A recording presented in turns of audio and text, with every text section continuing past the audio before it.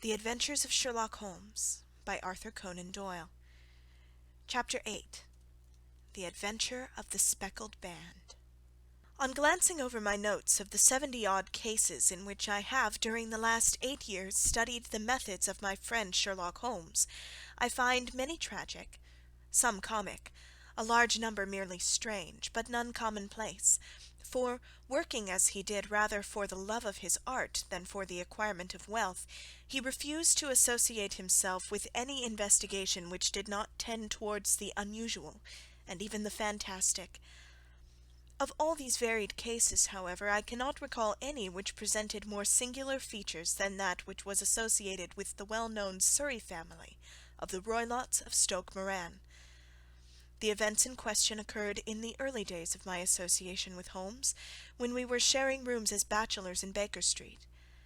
It is possible that I might have placed them upon record before, but a promise of secrecy was made at the time, from which I have only been free during this month by the untimely death of the lady to whom the pledge was given.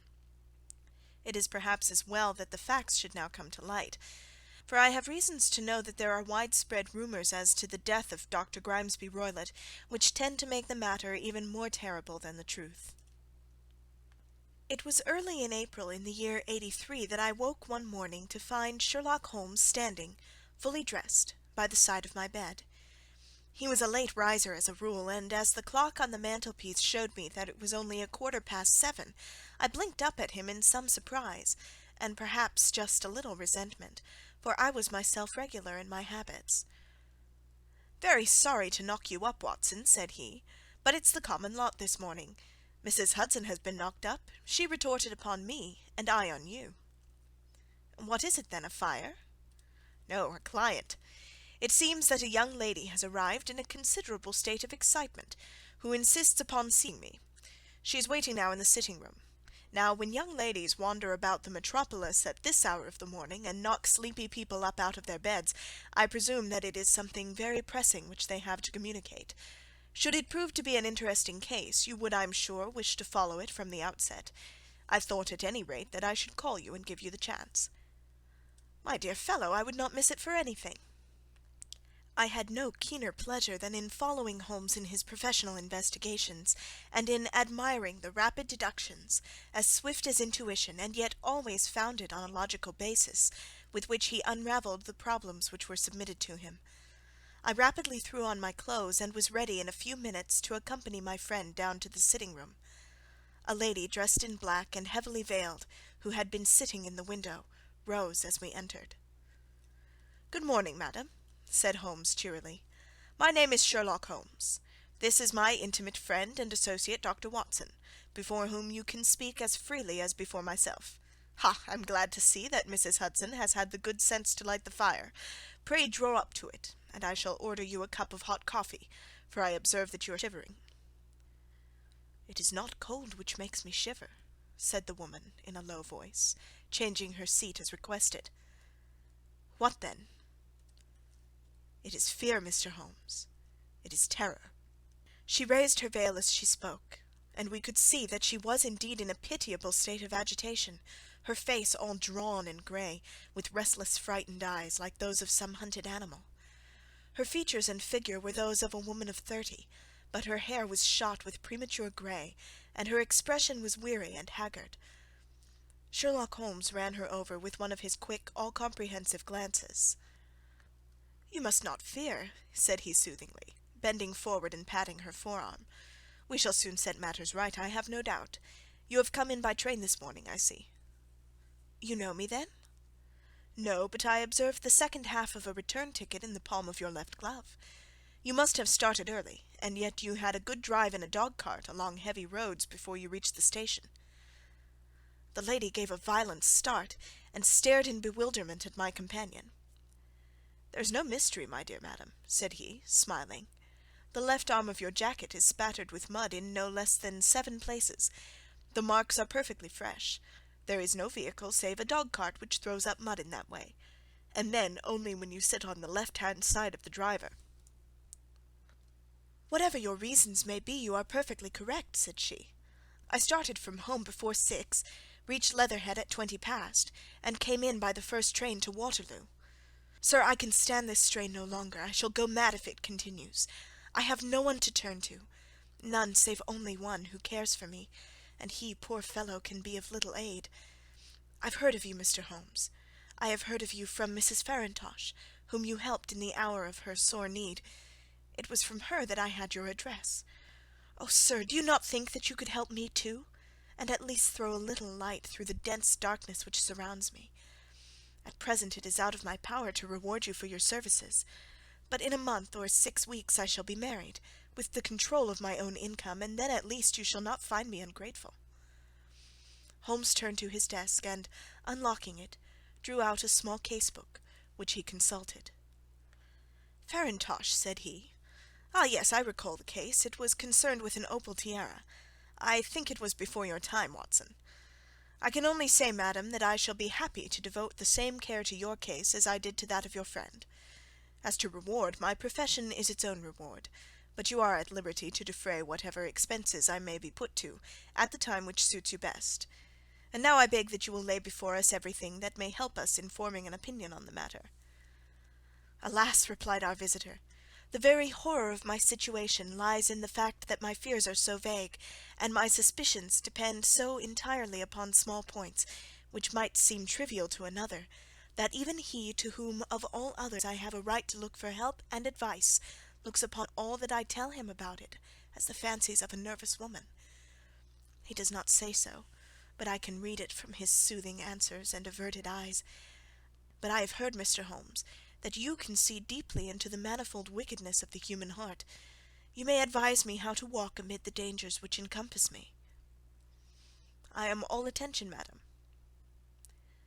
"My name is Helen Stoner, and I am living with my stepfather, who is the last survivor of one of the oldest Saxon families in England, the Roylotts of Stoke Moran, on the western border of Surrey." Holmes nodded his head. "The name is familiar to me," said he. "The family was at one time the richest in England, and the estates extended over the borders into Berkshire in the north and Hampshire in the west. In the last century, however, 4 successive heirs were of a dissolute and wasteful disposition, and the family ruin was eventually completed by a gambler in the days of the Regency. Nothing was left save a few acres of ground and the 200-year-old house, which is itself crushed under a heavy mortgage. The last squire dragged out his existence there, living the horrible life of an aristocratic pauper.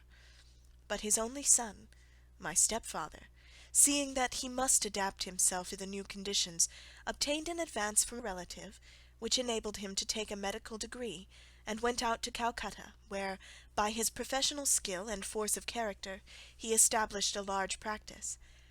In a fit of anger, however, caused by some robberies which had been perpetrated in the house, he beat his native butler to death and narrowly escaped a capital sentence. As it was, he suffered a long term of imprisonment, and afterwards returned to England a morose and disappointed man. When Dr. Roylott was in India, he married my mother, Mrs. Stoner, the young widow of Major General Stoner of the Bengal Artillery. My sister Julia and I were twins, and we were only 2 years old at the time of my mother's remarriage. She had a considerable sum of money, not less than £1,000 a year, and this she bequeathed to Dr. Roylott entirely while we resided with him, with a provision that a certain annual sum should be allowed to each of us in the event of our marriage. Shortly after our return to England, my mother died. She was killed 8 years ago in a railway accident near Crewe. Dr. Roylott then abandoned his attempts to establish himself in practice in London, and took us to live with him in the old ancestral house at Stoke Moran. The money which my mother had left was enough for all our wants, and there seemed to be no obstacle to our happiness. But a terrible change came over our stepfather about this time. Instead of making friends and exchanging visits with our neighbours, who had at first been overjoyed to see a Roylott of Stoke Moran back in the old family seat, he shut himself up in his house, and seldom came out save to indulge in ferocious quarrels with whoever might cross his path. Violence of temper, approaching to mania, has been hereditary in the men of the family, and in my stepfather's case it had, I believe, been intensified by his long residence in the tropics. A series of disgraceful brawls took place, 2 of which ended in the police court, until at last he became the terror of the village, and the folks would fly at his approach, for he is a man of immense strength, and absolutely uncontrollable in his anger. Last week he hurled the local blacksmith over a parapet into a stream, and it was only by paying over all the money which I could gather together that I was able to avert another public exposure. He had no friends at all save the wandering gipsies, and he would give these vagabonds leave to encamp upon the few acres of bramble-covered land which represent the family estate, and would accept in return the hospitality of their tents, wandering away with them, sometimes for weeks on end. He has a passion also for Indian animals, which are sent over to him by a correspondent, and he has at this moment a cheetah and a baboon, which wander freely over his grounds, and are feared by the villagers almost as much as their master. You can imagine from what I say that my poor sister Julia and I had no great pleasure in our lives. No servant would stay with us, and for a long time we did all the work of the house. She was but 30 at the time of her death, and yet her hair had already begun to whiten, even as mine has. Your sister is dead, then? She died just 2 years ago, and it is of her death that I wish to speak to you. You can understand that, living the life which I have described, we were little likely to see any one of our own age and position. We had, however, an aunt, my mother's maiden sister, Miss Honoria Westphale, who lives near Harrow, and we were occasionally allowed to pay short visits at this lady's house. Julia went there at Christmas 2 years ago, and met there a half-pay major of marines, to whom she became engaged. My stepfather learned of the engagement when my sister returned, and offered no objection to the marriage, but within a fortnight of the day which had been fixed for the wedding, the terrible event occurred which has deprived me of my only companion. Sherlock Holmes had been leaning back in his chair with his eyes closed, and his head sunk in a cushion, but he half opened his lids now, and glanced across at his visitor. "Pray be precise as to details," said he. "It is easy for me to be so, for every event of that dreadful time is seared into my memory. The manor house is, as I have already said, very old, and only one wing is now inhabited. The bedrooms in this wing are on the ground floor, the sitting-rooms being in the central block of the buildings. Of these bedrooms, the first is Dr. Roylott's, the second my sister's, and the third my own. There is no communication between them, but they all open out into the same corridor. Do I make myself plain?" "Perfectly so." "The windows of the 3 rooms open out upon the lawn. That fatal night Dr. Roylott had gone to his room early, though we knew that he had not retired to rest, for my sister was troubled by the smell of the strong Indian cigars which it was his custom to smoke. She left her room, therefore, and came into mine, where she sat for some time, chatting about her approaching wedding. At 11 o'clock she rose to leave me, but she paused at the door and looked back. "Tell me, Helen," said she, "have you ever heard any one whistle in the dead of the night?" "Never," said I. "I suppose that you could not possibly whistle yourself in your sleep?" "Certainly not. But why?" "Because during the last few nights I have always, about 3 in the morning, heard a low, clear whistle. I am a light sleeper, and it has awakened me. I cannot tell where it came from, perhaps from the next room, perhaps from the lawn. I thought that I would just ask you whether you'd heard it." "No, I have not. It must be those wretched gipsies in the plantation." "Very likely. And yet, if it were on the lawn, I wonder that you did not hear it also." "Ah, but I sleep more heavily than you." "Well, it is of no great consequence at any rate." She smiled back at me, closed my door, and a few moments later I heard her key turn in the lock. "Indeed," said Holmes. "Was it your custom always to lock yourselves in at night?" "Always." "And why?" "I think that I mentioned to you that the doctor kept a cheetah and a baboon. We had no feeling of security unless our doors were locked." "Quite so. Pray proceed with your statement." "I could not sleep that night. A vague feeling of impending misfortune impressed me. My sister and I, you will recollect, were twins, and you know how subtle are the links which bind 2 souls which are so closely allied. It was a wild night. The wind was howling outside, and the rain was beating and splashing against the windows. Suddenly, amid all the hubbub of the gale, there burst forth the wild scream of a terrified woman. I knew that it was my sister's voice. I sprang from my bed, wrapped a shawl around me, and rushed into the corridor. As I opened my door, I seemed to hear a low whistle, such as my sister described, and a few moments later a clanging sound, as if a mass of metal had fallen. As I ran down the passage, my sister's door was unlocked, and revolved slowly upon its hinges. I stared at it, horror-stricken, not knowing what was about to issue from it.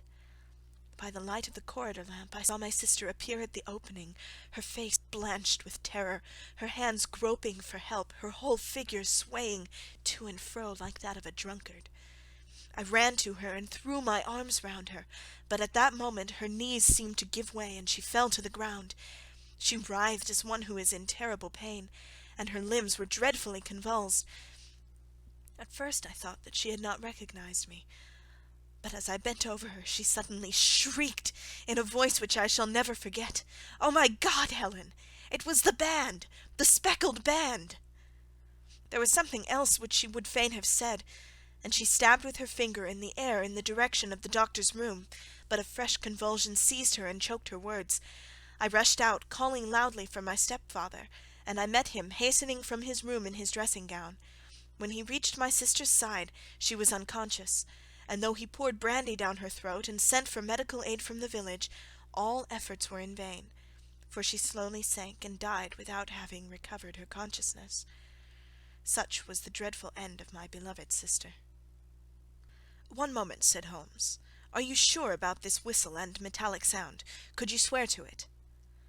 "That was what the country coroner asked me at the enquiry.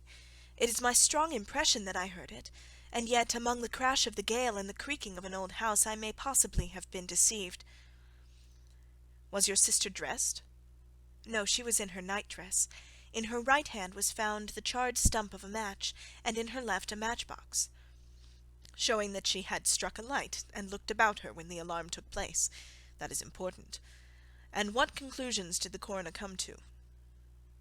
"He investigated the case with great care, for Dr. Roylott's conduct had long been notorious in the county, but he was unable to find any satisfactory cause of death. My evidence showed that the door had been fastened upon the inner side, and the windows were blocked by old-fashioned shutters with broad iron bars, which were secured every night. The walls were carefully sounded, and were shown to be quite solid all round, and the flooring was also thoroughly examined, with the same result. The chimney is wide, but it is barred up by 4 large staples. It is certain, therefore, that my sister was quite alone when she met her end. Besides, there were no marks of any violence upon her." "How about poison?" "The doctors examined her for it, but without success." "What do you think this unfortunate lady died of, then?" "It is my belief that she died of pure fear and nervous shock, though what it was that frightened her I cannot imagine." "Were there gipsies in the plantation at the time?" "Yes, there are nearly always some there." "Ah, and what did you gather from this allusion to a band, a speckled band?" "Sometimes I have thought that it was merely the wild talk of delirium, sometimes that it may have referred to some band of people, perhaps to those very gipsies in the plantation. I do not know whether the spotted handkerchief which so many of them wear over their heads might have suggested the strange adjective which she used." Holmes shook his head like a man who is far from being satisfied. "These are very deep waters," said he. "Pray go on with your narrative." 2 years have passed since then, and my life has been until lately lonelier than ever. A month ago, however, a dear friend, whom I have known for many years, has done me the honour to ask my hand in marriage. His name is Armitage, Percy Armitage, the second son of Mr. Armitage of Cranewater, near Reading. My stepfather has offered no opposition to the match, and we are to be married in the course of the spring. 2 days ago some repairs were started in the west wing of the building, and my bedroom wall has been pierced, so that I have had to move into the chamber in which my sister died, and to sleep in the very bed in which she slept. Imagine, then, my thrill of terror when last night, as I lay awake thinking over her terrible fate, I suddenly heard in the silence of the night the low whistle which had been the herald of her own death. I sprang up and lit the lamp, but nothing's to be seen in the room. I was too shaken to go to bed again, however, so I dressed, and as soon as it was daylight I slipped down, got a dog-cart at the Crown Inn, which is opposite, and drove to Leatherhead, from whence I have come on this morning with the one object of seeing you and asking your advice." "You've done wisely," said my friend. "But have you told me all?" "Yes, all." "Miss Roylott, you have not. You are screening your stepfather." "Why, what do you mean?" For answer Holmes pushed back the frill of black lace which fringed the hand that lay upon our visitor's knee. 5 little livid spots, the marks of 4 fingers and a thumb, were printed upon the white wrist. "You have been cruelly used," said Holmes. The lady coloured deeply and covered over her injured wrist.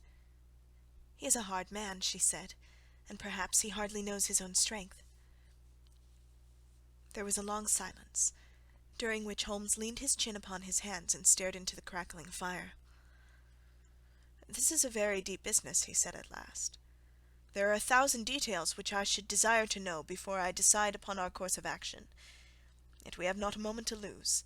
If we were to come to Stoke Moran to-day, would it be possible for us to see over these rooms without the knowledge of your stepfather?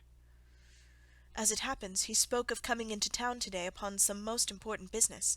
It is probable that he will be away all day, and that there would be nothing to disturb you. We have a housekeeper now, but she's old and foolish, and I could easily get her out of the way." "Excellent. You're not averse to this trip, Watson?" "By no means." "Then we shall both come. What are you going to do yourself?" "I have 1 or 2 things which I would wish to do now that I am in town, but I shall return by the 12 o'clock train, so as to be there in time for your coming." "And you may expect us early in the afternoon. I have myself some small business matters to attend to. Will you not wait and breakfast?" "No, I must go. My heart is lightened already since I have confided my trouble to you. I shall look forward to seeing you again this afternoon." She dropped her thick black veil over her face and glided from the room. "And what do you think of it all, Watson?" asked Sherlock Holmes, leaning back in his chair. "It seems to me to be a dark and sinister business." "Dark enough and sinister enough. Yet if the lady is correct in saying that the flooring and walls are sound, and that the door, window, and chimney are impassable, then her sister must undoubtedly have been alone when she met her mysterious end. What becomes then of these nocturnal whistles, and what of the very peculiar words of the dying woman? I cannot think. When you combine the ideas of whistles at night, the presence of a band of gipsies who are on intimate terms with this old doctor, the fact that we have every reason to believe that the doctor has an interest in preventing his stepdaughter's marriage, the dying allusion to a band, and finally the fact that Miss Helen Stoner heard a metallic clang which might have been caused by one of those metal bars that secured the shutters falling back into its place, I think that there is good ground to think that the mystery may be cleared along those lines. But what then did the gipsies do? I cannot imagine. I see many objections to any such theory. And so do I. It is for precisely that reason that we are going to Stoke Moran this day. I want to see whether the objections are fatal, or if they may be explained away. But what in the name of the devil? The ejaculation had been drawn from my companion by the fact that our door had suddenly been dashed open, and that a huge man had framed himself in the aperture. His costume was a peculiar mixture of the professional and the agricultural, having a black top hat, a long frock coat, and a pair of high gaiters, with a hunting crop swinging in his hand. So tall was he that his hat actually brushed the crossbar of the doorway, and his breadth seemed to span it across from side to side. A large face, seared with 1,000 wrinkles, burned yellow with the sun, and marked with every evil passion, was turned from one to the other of us, while his deep-set, bile-shot eyes and his high, thin, fleshless nose gave him somewhat the resemblance to a fierce old bird of prey. "Which of you is Holmes?" asked this apparition. "My name, sir, but you have the advantage of me," said my companion quietly. "I am Dr. Grimesby Roylott of Stoke Moran." "Indeed, doctor," said Holmes blandly. "Pray take a seat." "I will do nothing of the kind. My stepdaughter has been here. I have traced her. What has she been saying to you?" "It is a little cold for the time of year," said Holmes. "What has she been saying to you?" screamed the old man furiously. "But I have heard that the crocuses promise well," continued my companion imperturbably. "Ha! You put me off, do you?" said our new visitor, taking a step forward and shaking his hunting crop. "I know you, you scoundrel! I have heard of you before. You are Holmes, the meddler." My friend smiled. "Holmes, the busybody." His smile broadened. "Holmes, the Scotland Yard Jack in office." Holmes chuckled heartily. "Your conversation is most entertaining," said he. "When you go out, close the door, for there is a decided draught." "I will go when I've said my say. Don't you dare meddle with my affairs. I know that Miss Stoner has been here. I traced her. I am a dangerous man to fall foul of. See here." He stepped swiftly forward, seized the poker, and bent it into a curve with his huge brown hands. "See that you keep yourself out of my grip," he snarled, and hurling the twisted poker into the fireplace, he strode out of the room. "He seems a very amiable person," said Holmes, laughing. "I am not quite so bulky, but if he had remained I might have shown him that my grip was not much more feeble than his own." As he spoke he picked up the steel poker and with a sudden effort straightened it out again. "Fancy his having the insolence to confound me with the official detective force! This incident gives zest to our investigation, however, and I only trust that our little friend will not suffer from her imprudence in allowing this brute to trace her. And now, Watson, we shall order breakfast, and afterwards I shall walk down to Doctors' Commons, where I hope to get some data which may help us in this matter." It was nearly 1 o'clock when Sherlock Holmes returned from his excursion. He held in his hands a sheet of blue paper, scrawled over with notes and figures. "I have seen the will of the deceased wife," said he. "To determine its exact meaning I have been obliged to work out the present prices of the investments with which it is concerned. The total income, which at the time of the wife's death was little short of £1,100, is now, through the fall in agricultural prices, not more than £750. Each daughter can claim an income of £250 in case of marriage. It is evident, therefore, that if both girls had married, this beauty would have had a mere pittance, while even one of them would cripple him to a very serious extent. My morning's work has not been wasted, since it has proved that he has the very strongest motives for standing in the way of anything of that sort. And now, Watson, this is too serious for dawdling, especially as the old man is aware that we are interesting ourselves in his affairs. So if you are ready, we shall call a cab and drive to Waterloo. I should be very much obliged if you would slip your revolver into your pocket. An Ely's No. 2 is an excellent argument with gentlemen who can twist steel pokers into knots. That and a toothbrush are, I think, all that we need." At Waterloo we were fortunate in catching a train for Leatherhead, where we hired a trap at the station inn and drove for 4 or 5 miles through the lovely Surrey lanes. It was a perfect day, with a bright sun and a few fleecy clouds in the heavens. The trees and wayside hedges were just throwing out their first green shoots, and the air was full of the pleasant smell of the moist earth. To me, at least, there was a strange contrast between the sweet promise of the spring and this sinister quest upon which we were engaged. My companion sat in front of the trap, his arms folded, his hat pulled down over his eyes, and his chin sunk upon his breast, buried in the deepest thought. Suddenly, however, he started, tapped me on the shoulder, and pointed over the meadows. "Look there," said he. A heavily timbered park stretched up in a gentle slope, thickening into a grove at the highest point. From amid the branches there jutted out the grey gables and high-roofed tree of a very old mansion. "Stoke Moran?" said he. "Yes, sir, that be the house of Dr. Grimesby Roylott," remarked the driver. "There is some building going on there," said Holmes. "That is where we are going."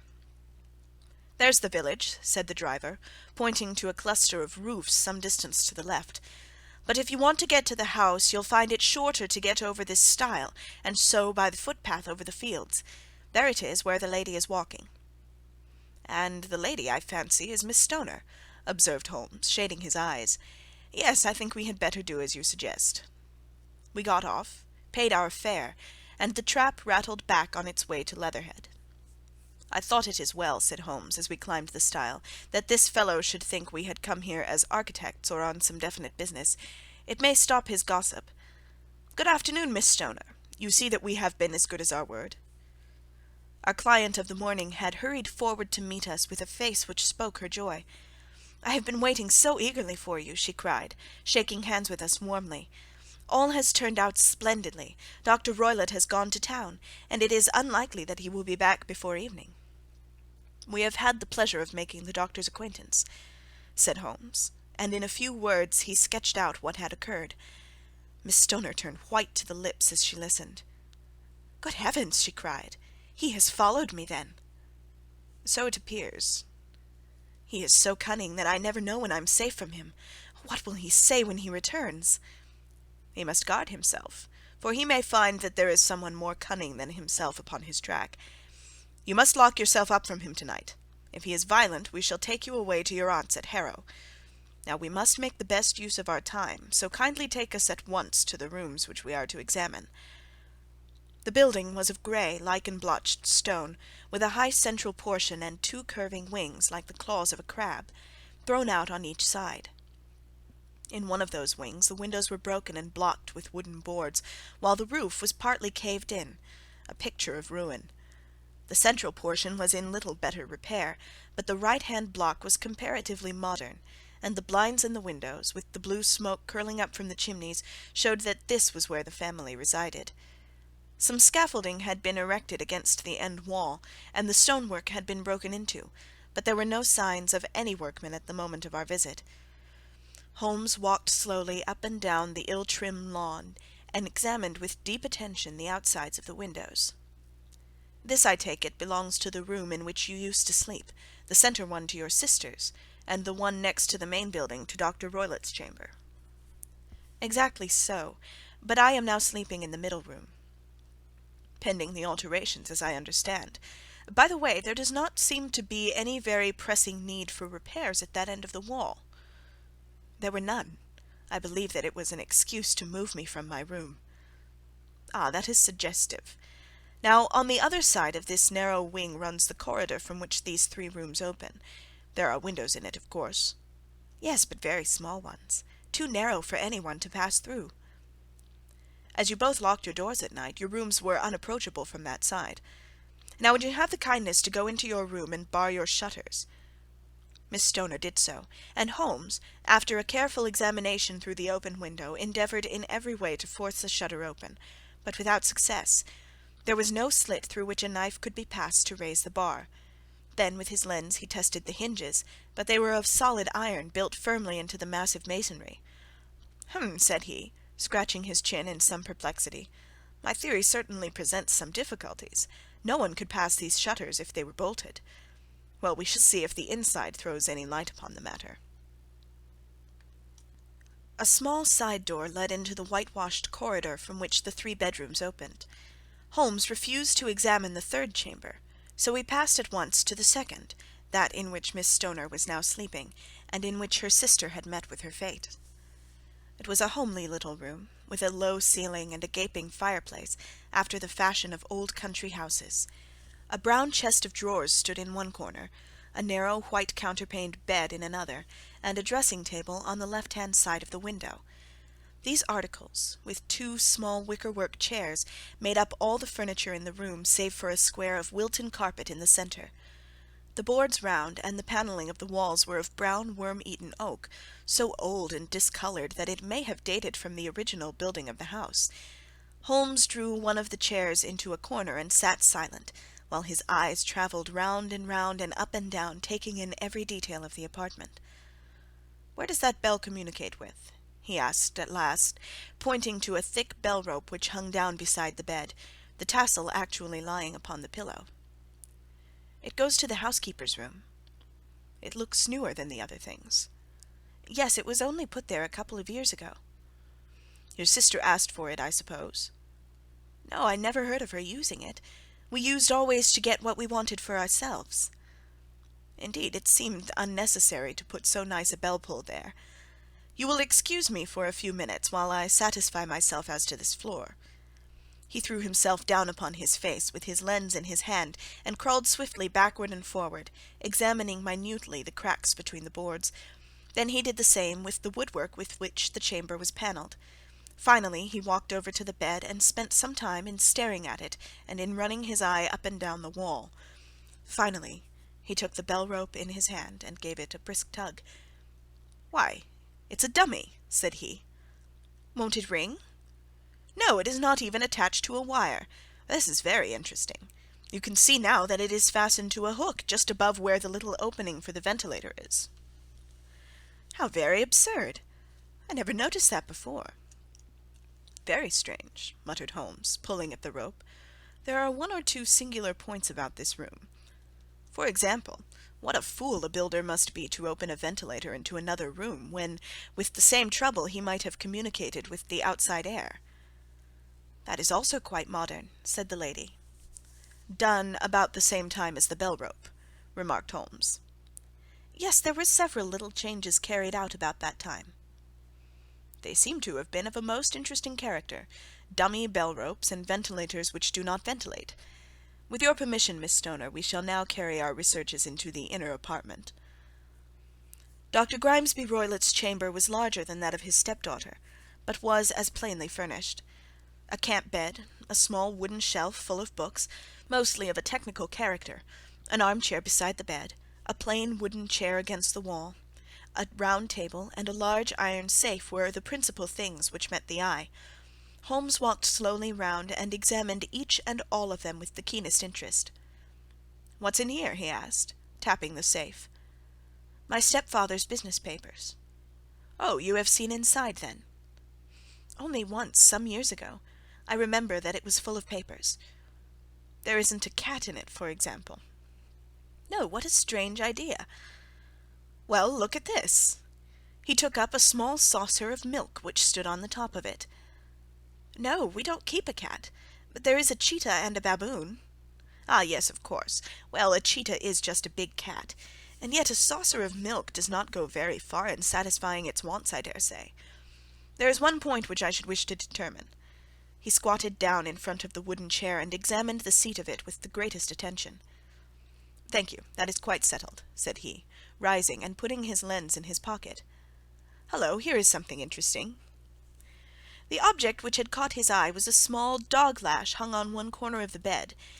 The lash, however, was curled upon itself and tied so as to make a loop of whipcord. "What do you make of that, Watson?" "It's a common enough lash, but I don't know why it should be tied." "That is not quite so common, is it? Ah me, it's a wicked world, and when a clever man turns his brains to crime it is the worst of all. I think that I have seen enough now, Miss Stoner, and with your permission we shall walk out upon the lawn." I have never seen my friend's face so grim or his brow so dark as it was when we turned from the scene of this investigation. We had walked several times up and down the lawn, neither Miss Stoner nor myself liking to break in upon his thoughts before he roused himself from his reverie. "It is very essential, Miss Stoner," said he, "that you should absolutely follow my advice in every respect." "I shall most certainly do so." "The matter is too serious for any hesitation.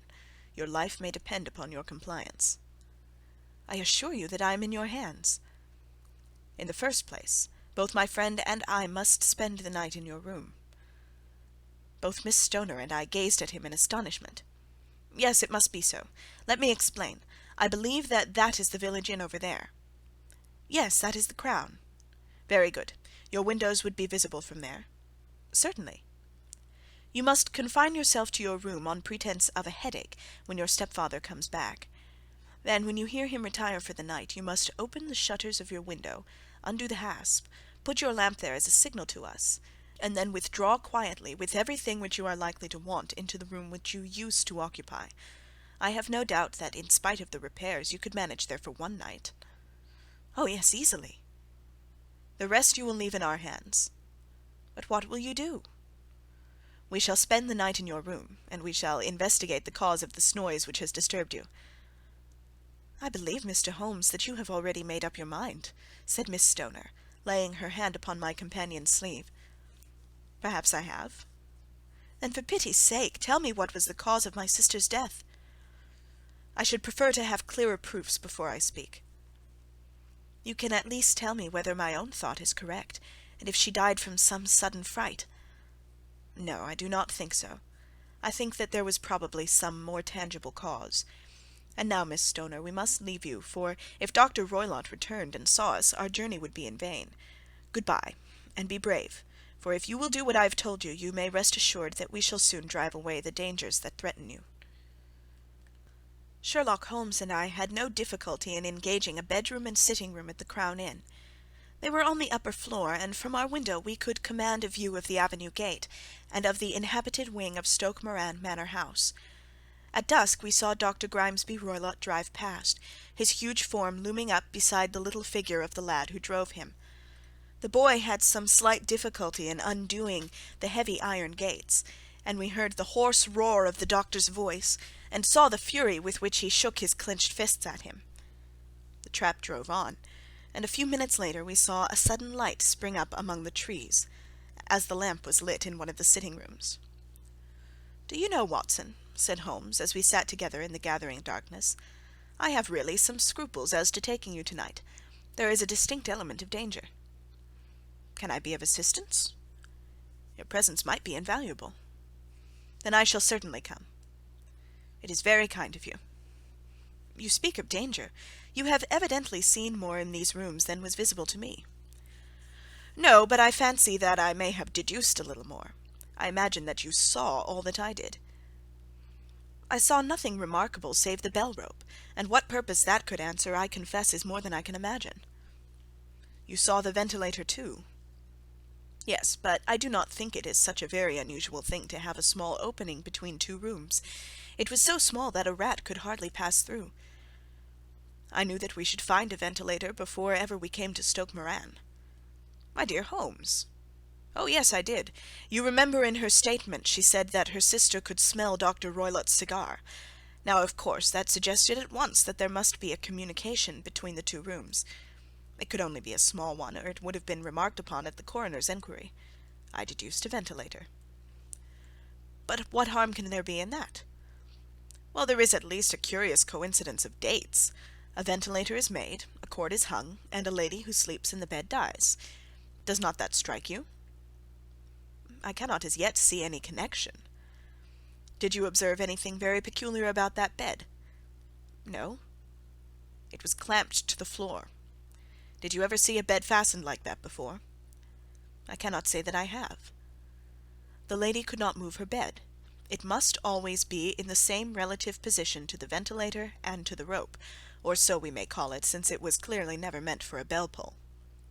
"Holmes," I cried, "I seem to see dimly what you are hinting at. We are only just in time to prevent some subtle and horrible crime." "Subtle enough and horrible enough. When a doctor goes wrong he is the first of criminals. He has nerve and he has knowledge. Palmer and Pritchard were among the heads of their profession. This man strikes even deeper, but I think, Watson, that we shall be able to strike deeper still. But we shall have horrors enough before the night is over. For goodness' sake, let us have a quiet pipe, and turn our minds for a few hours to something more cheerful." About 9 o'clock the light among the trees was extinguished, and all was dark in the direction of the manor house. 2 hours passed slowly away, and then suddenly, just at the stroke of 11, a single bright light shone out right in front of us. "That is our signal," said Holmes, springing to his feet. "It comes from the middle window." As we passed out, he exchanged a few words with the landlord, explaining that we were going on a late visit to an acquaintance, and that it was possible that we might spend the night there. A moment later we were out on the dark road, a chill wind blowing in our faces, and one yellow light twinkling in front of us through the gloom to guide us on our sombre errand. There was little difficulty in entering the grounds, for unrepaired breaches gaped in the old park wall. Making our way among the trees, we reached the lawn, crossed it, and were about to enter through the window, when out from a clump of laurel bushes there darted what seemed to be a hideous and distorted child, who threw itself upon the grass with writhing limbs, and then ran swiftly across the lawn into the darkness.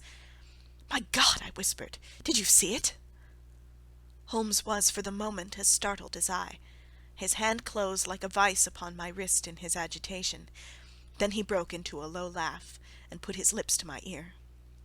"It is a nice household," he murmured. "That is the baboon." I had forgotten the strange pets which the doctor affected. There was a cheetah too. Perhaps we might find it upon our shoulders at any moment. I confess that I felt easier in my mind when, after following Holmes's example and slipping off my shoes, I found myself inside the bedroom.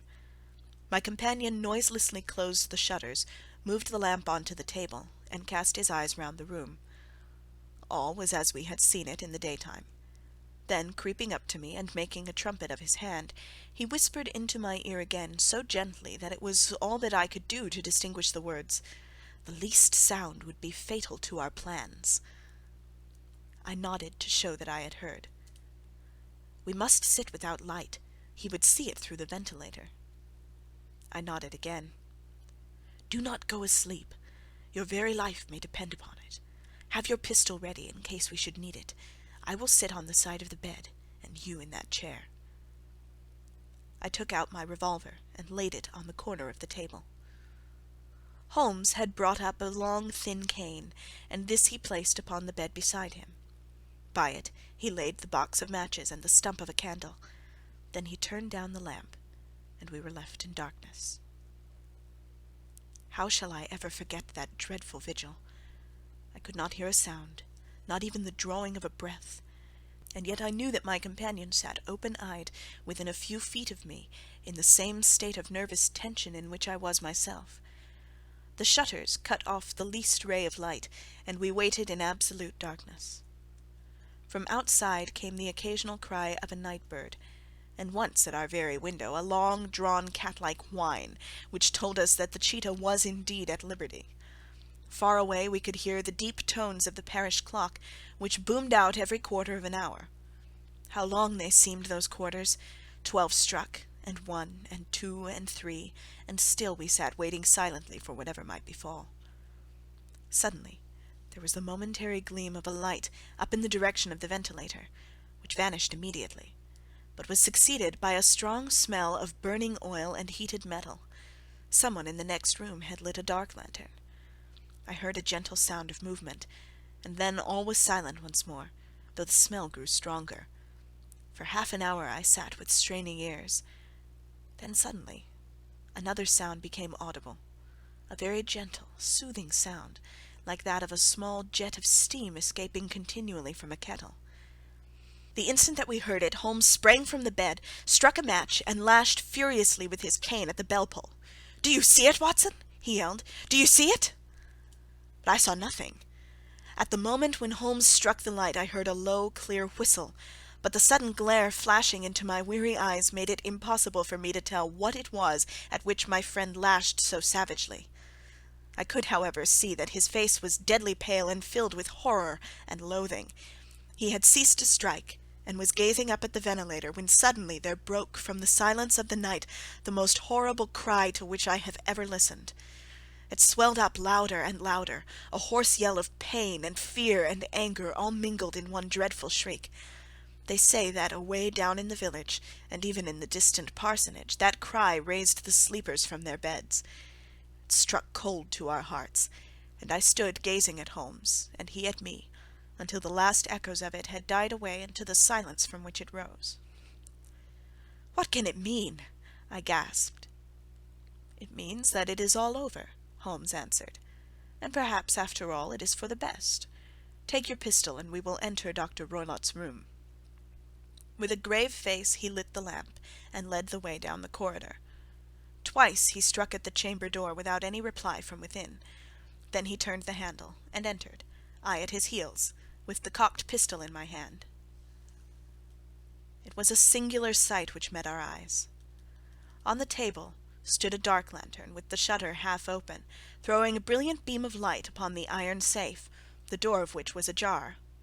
Beside this table, on the wooden chair, sat Dr. Grimesby Roylott, clad in a long grey dressing-gown, his bare ankles protruding beneath, and his feet thrust into red heel-less Turkish slippers. Across his lap lay the short stock with the long lash which we had noticed during the day. His chin was cocked upward, and his eyes were fixed in a dreadful rigid stare at the corner of the ceiling. Round his brow he had a peculiar yellow band, with brownish speckles which seemed to be bound tightly round his head. As we entered he made neither sound nor motion. "The band!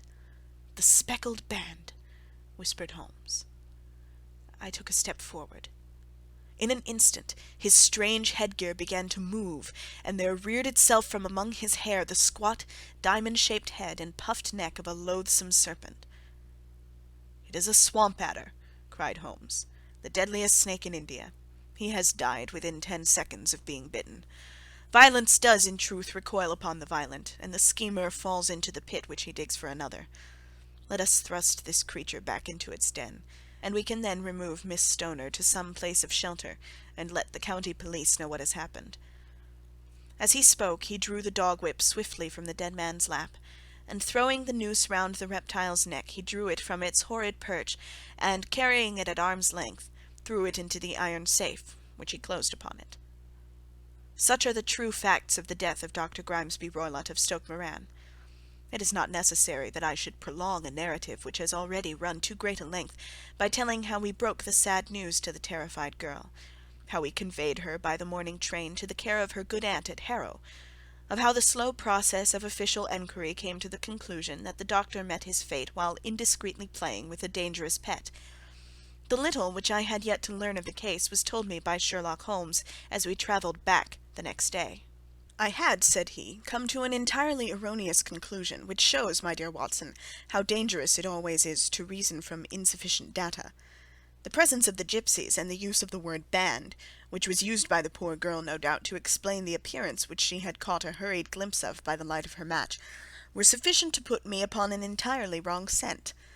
I can only claim the merit that I instantly reconsidered my position, when, however, it became clear to me that whatever danger threatened an occupant of the room could not come either from the window or the door. My attention was speedily drawn, as I have already remarked to you, to this ventilator, and to the bell-rope which hung down to the bed.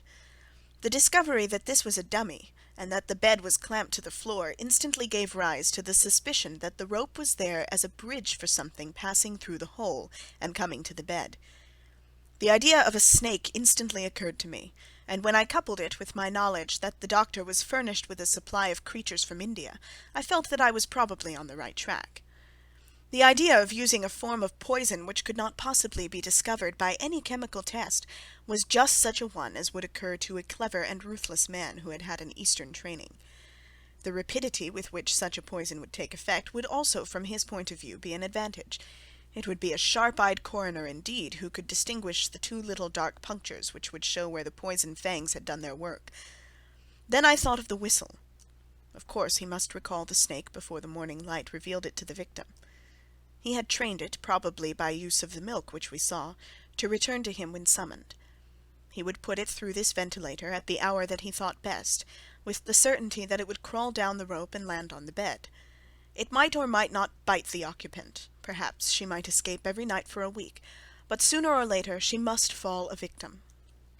I had come to these conclusions before I had ever entered his room. An inspection of his chair showed me that he had been in the habit of standing on it, which of course would be necessary in order that he should reach the ventilator. The sight of the safe, the saucer of milk, and the loop of whipcord were enough to finally dispel any doubts which may have remained.